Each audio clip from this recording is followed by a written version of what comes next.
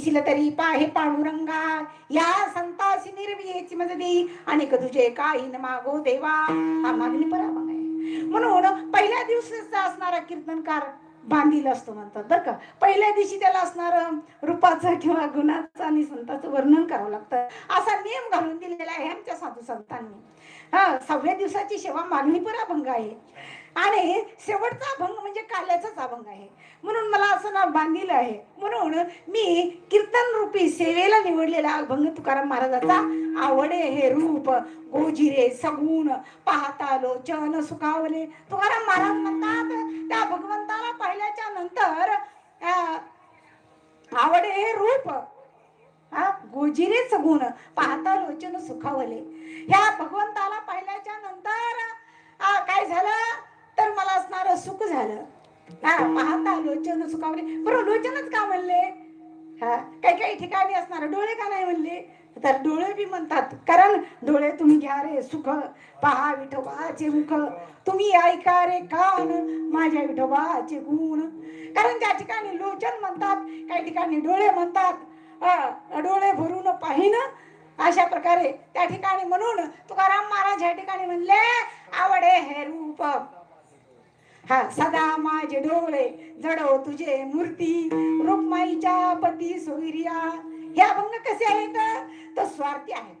म्हणून तुकाराम महाराजांनी हे स्वार्थ अभंग घेतला का तर काही अभंग टपल्यावर असतात, काही दुसऱ्याला उद्देशून असतात, काही मागणीपर असतात, काही विनंतीपर असतात, अशा प्रकारे. म्हणून हा अभंग तुकाराम महाराजांनी आवडे हे रूप गोजिरे सगुण पाहता लोचन सुखावले. आता दृष्टी पुढे ऐसाच तुर आहे का तर त्या ठिकाणी त्यांना भगवंत आवडतच तितका होता.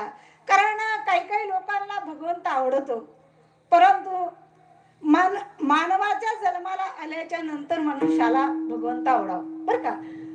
आता ही भगवंत आवडण्याची जी काही हे आहे रीत आहे, ती आवड कुणाला आहे? एक चोराला आणि एक जडाला.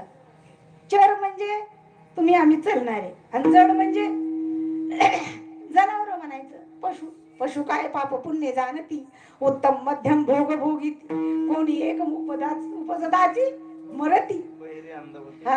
बहिर अंधे पांगुळमुखी. हो असे असणारे काय आहेत. मग तुकाराम महाराज ज्या ठिकाणी ते म्हणतात बाबा आवडे हे रूप गोजिरे सगुण पाहता लोचन सुखावले. माणसाने माणसाच्या जन्माला आल्याच्या नंतर भगवंतालाच पाहावं, आणि भगवंताला पाहावं ते म्हणतात किती पाहावं. आवडे हे रूप गोजिरे सगुण. त्या भगवंताचं रूप इतकं आवडतं, इतकं आवडतं तर त्यांनी खरं उद्देशून सांगितलं. माऊली तर म्हणतात एका जागेवर पहा, माऊली काय म्हणतात, तुझी आन वाहिन गा देवराया बहु आवडसी दे जीवापासून या कानडिया विठोबा कानडिया. तुकाराम माऊली म्हणतात हे देवा तू किती आवडतो मला, किती आवडतो तर असणारा बहु आवडसी जीवापासून या कानडिया विठोबा कानडिया.